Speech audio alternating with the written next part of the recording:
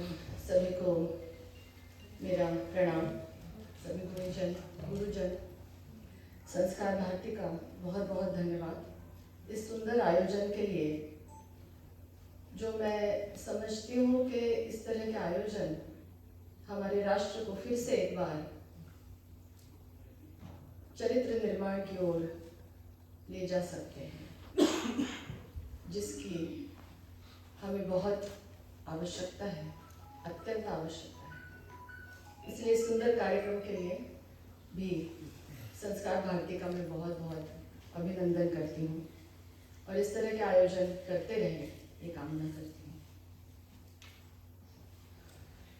अब सभी विद्वान बड़े लोगों ने इनके बात करने के बाद मुझे मौका मिला है बात करने का, तो जाहिर है कि मैं अभी आपके समक्ष में विद्यार्थी दशा में ही बात कर रही हूँ और विद्यार्थियों के रिप्रेजेंटेटिव एज ए रिप्रेजेंटेटिव बात कर रही हूँ, ऐसा मैं मानती हूँ। मुझे जब विद्यार्थी दशा में मैंने रस सिद्धांत तो पहली बार पढ़ा, मैं कोई परीक्षा दे रही थी, तो मुझे ऐसा याद है कि मुझे ऐसा लगा कि कोई ऐसी घटना का विवरण किया जा रहा है, कोई ऐसी घटना की व्याख्या की जा रही है जो ना तो हमें दिखाई पड़ती है, ना हम उसको दिखा सकते हैं और ना हम उसको छू सकते हैं। ऐसी कोई घटना, सिर्फ ये अनुभूति है। और अनुभूति भी अगर हम जो भरत मुनि ने नाट्यशास्त्र में बताई है, विभावानुभाव व्याभिचारी भाव संयोगात रस निष्पत्ति, उसका भी जो विद्वानों ने उसका जो विवरण किया है कि an experience with an aesthetic appeal, सौंदर्य परक अनुभव जिसको प्रस्तुत किया जा रहा है। रस कोई भी हो, उसकी जो रस निष्पत्ति है उसका परिणाम आनंद ही है या होना चाहिए। कोई भी रस का प्रस्तुतिकरण हो रहा हो संगीत के माध्यम से, गायन वादन नृत्य, अब इस रस निष्पत्ति के लिए बहुत सारे तत्व भरत मुनि ने बताए हैं।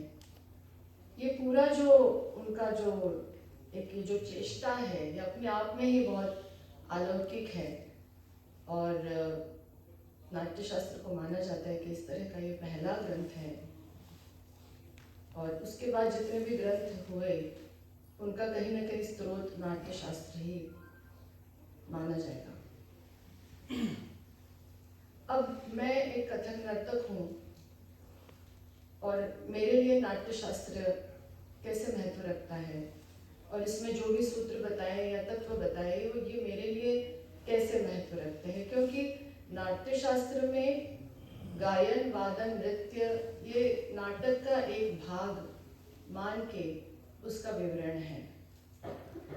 ऐसा होते हुए भी नृत्य के बारे में बहुत विस्तार से चर्चा नाट्यशास्त्र में हमें मिलती है। चारी भेद, 32 चारी भेद, 108 करण भेद और अंगहार भी 32, इसके अलावा भ्रमरी वगैरह, इनका बहुत विस्तृत वर्णन हमें नाट्यशास्त्र में मिलता है। अब जिस तरह भरतनाट्यम नृत्य में सिखाते वक्त या सीखते वक्त इनके नामों के साथ ही सिखाया जाता है, ऐसा कथक नृत्य में भले ही नहीं होता, लेकिन अगर हम आज भी जो प्रचलित भ्रमरी या चारी है या अंगहार भी है, उनको अगर हम सूक्ष्मता से देखें तो उनका स्रोत कहीं ना कहीं नाट्यशास्त्र ही है, ऐसा मुझे लगता है। और इसके ऊपर कुछ नर्तकों ने रिसर्च भी किया है जो काफी सफल रहे हैं, क्योंकि कथक में भी जैसे हम हस्तक करते हैं, फिर जिस तरह करणों की एक मालिका बनके फिर उसको अंगहार कहा गया है, उसी तरह हम भी हस्तकों को मिला के एक रचना या टुकड़ा या परण वगैरह बनाते हैं। तो अंगभाव का बहुत महत्व नृत्य में है। तो रस निष्पत्ति के लिए जो सारे तत्व जो नृत्य के लिए जरूरी है, ये किस तरह इनका सबका कितना सूक्ष्म विचार भरत मुनि ने किया है, और उसका विवरण भी बहुत, यानी कि अगर चारी वेद भ्रमरी करण अंगहार अगर हम देखें तो इसके बाहर शायद हमें नर्तकों को जाना नहीं पड़ता। और इसीलिए शास्त्रीय नर्तकों के लिए इट्स लाइक अ बाइबल, नाट्य शास्त्र। तो ये अंग भाव की बात की, फिर अभिनय की अगर बात करते हैं, जो ये सारे रस निष्पत्ति के लिए पूरक तत्व है, इनको मैं एक नमूद करना चाहती हूँ एक के बाद एक। उसके बाद अगर अभिनय की बात करें कि आंगिक, वाचिक, आहार्य, सात्विक, तो आंगिक अभिनय जो कि अभी मैंने कहा, जो चारी भेद, ये सारे जो नृत्य के तत्व है, इनसे ही अंग भाव जो कथक में बहुत बहुत महत्वपूर्ण है, क्योंकि यही हमारा माध्यम है, और जब रस निष्पत्ति होगी तो इस माध्यम के द्वारा ही होगी, केवल अभिनय से नहीं होगी। इसलिए तत्व बहुत महत्वपूर्ण है यहाँ पर। तो अभिनय का, ये आंगिक अभिनय का यहाँ पे ये कवर होता है। आंगिक, वाचिक, साहित्य, हर तरह का साहित्य कथक नृत्य में शामिल है, प्रचलित है। स्तुति, वंदना से लेकर के तराना, त्रिवट, इस तरह का साहित्य का हर प्रकार कथक नृत्य में नर्तक प्रयोग में लेते हैं और सिखाते भी हैं। आंगिक, वाचिक, आहार्य। आहार्य अभिनय में कथक नृत्य में पात्रों के, जैसे नाटक में होता है, पात्रों के अनुसार वेशभूषा रूप सज्जा नहीं होती। उस प्रांत के शास्त्रीय नृत्यों में जिस प्रांत का वह नृत्य है, उस प्रांत के अनुसार जो वेशभूषा है, वो ही वेशभूषा नर्तक करते हैं, चाहे पुरुष नर्तक हो चाहे महिला नर्तक हो। परंतु ये वेशभूषा साधारण नहीं होती है, ये काफ़ी इलेबोरेट होती है, और बहुत डिटेल में वेशभूषा रूप सज्जा करके ही नर्तक मंच पर प्रस्तुत होता है। अब सात्विक भाव की अगर हम बात करें, तो सात्विक भाव पे, जैसे कि अभी हमने जो व्याख्या रस की पढ़ी है, उसमें सात्विक का उल्लेख, उसको सात्विक को शामिल नहीं किया गया है। तो इसकी वजह मुझे ऐसे लगती है कि मंच प्रस्तुति में शायद सात्विक भाव एक बहुत ज़्यादा एक्सपर्टीज या कमांड मांगता है, और शायद उसका इतना महत्व नहीं है। क्योंकि अगर जैसे सात्विक भावों में जो भाव आता है, अगर बेहोशी, तो अगर नर्तक वास्तविक बेहोश अगर हो जाए तो अपनी प्रस्तुति पूर्ण न कर पाएगा। इसलिए शायद सात्विक भाव ये उतना महत्व नहीं रखते हैं रंगमंच प्रस्तुति में कलाकार के। इसके बाद फिर रस की बात होती है। तो नाट्यशास्त्र में भरत कहते हैं, जिसका स्वाद लिया जा सके, रसते अनेना इति रसः। उनके अनुसार रस किसी कलाकृति से उत्पन्न एक भावना है, जो आमतौर पर एक प्रमुख भावना से उत्पन्न होती है, जो है स्थायी भाव। 5 प्रकार के भाव बताए, जिसमें से एक सात्विक भाव की मैंने भी बात की। स्थायी भाव पहला है, यानी कि जो ऐसे कुछ भाव जो हर व्यक्ति में जन्मतः ही समाहित हो जाते हैं, उन्हें सीखना नहीं पड़ता।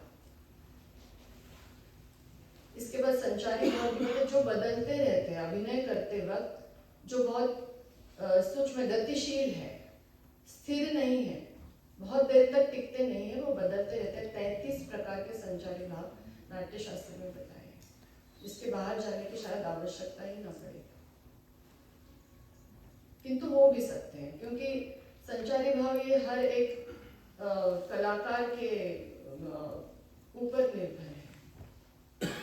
इसके अलावा विभाव, अनुभाव बताए। विभाव जो कि कारण है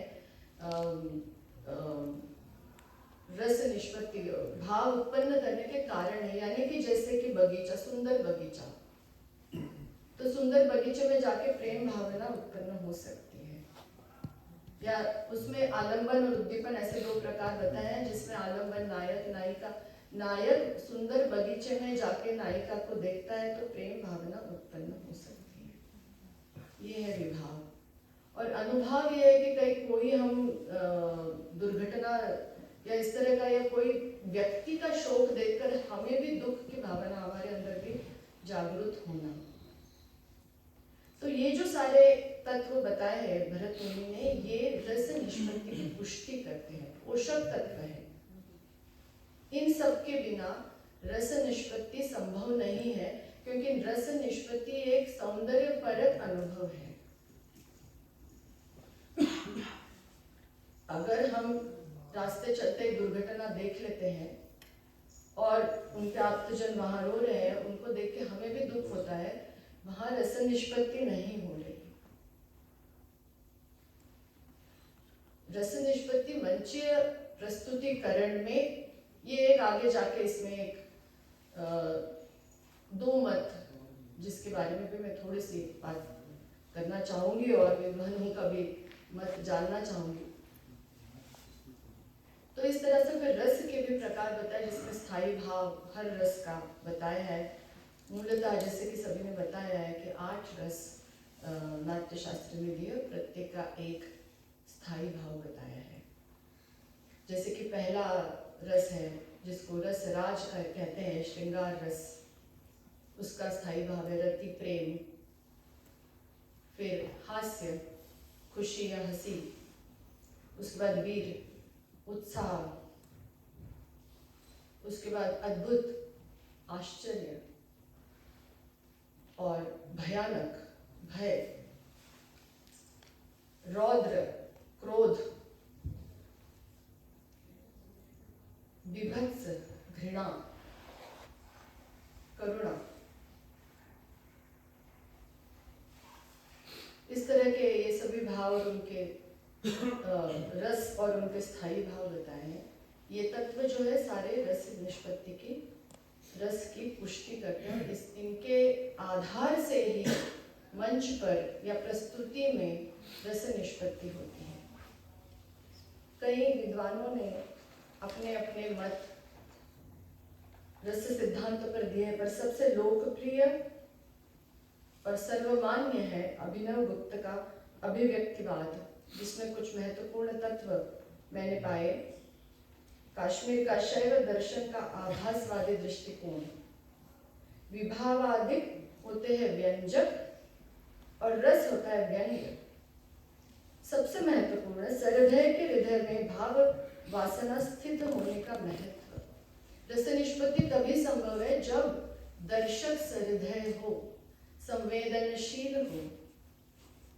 संगीत, गायन, वादन, नृत्य, वेशभूषा, मंच सज्जा, इनके सूक्ष्म तत्वों के प्रति सजग हो, जागृत हो।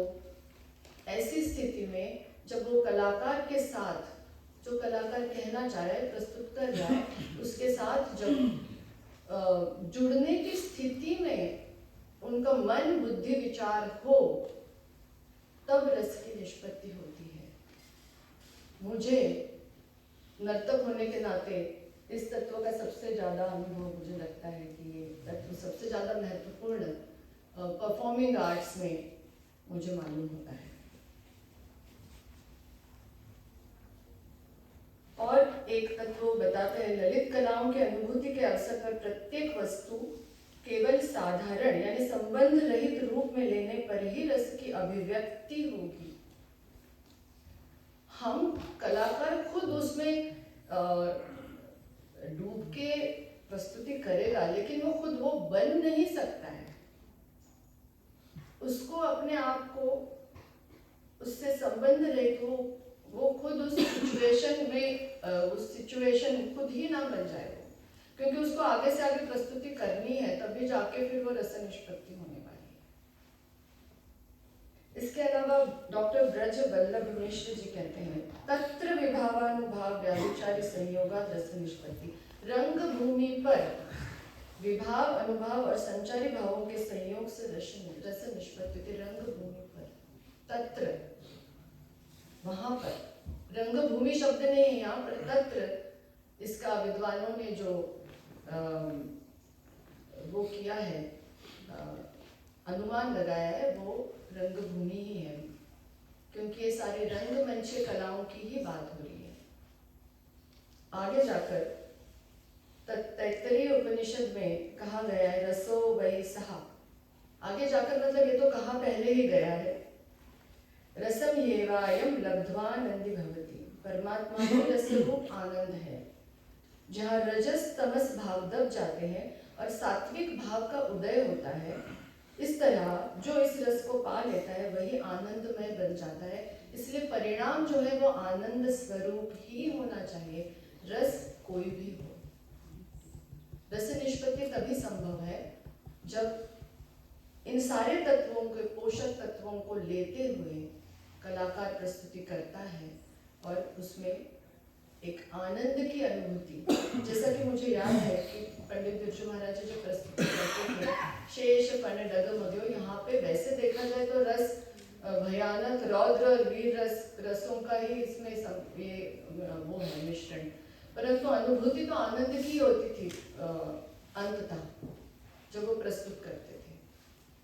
इसलिए बहुत ये बात एक महत्वपूर्ण है कि रस निष्पत्ति ये आनंद स्वरूप, इसका स्वरूप आनंदमय है। आचार्य भट्ट नायक इस बात को बहुत अच्छी तरह से बताते हैं कि ब्रह्मानंद सह उदर, एक ही उदर से जन्मे जिस तरह भाई बहन होते, उसी तरह ब्रह्मानंद का सहोदर है ये रस रस रस निष्पत्ति या रसानंद ही भी कह सकते हैं इसको। तो ये इसको ब्रह्मानंद सहोदर इसलिए भी इस तरह से कहा गया बहुत सुंदर तरीके से कि रस भोक्ता को ब्रह्मानंद जैसे सुख या आनंद की अनुभूति कराता है और व्यक्ति का चित्त पूरी तरह से उस रसानुभूति में डूब जाता है। मैं अंत में सिर्फ 2 बात कहूँगी।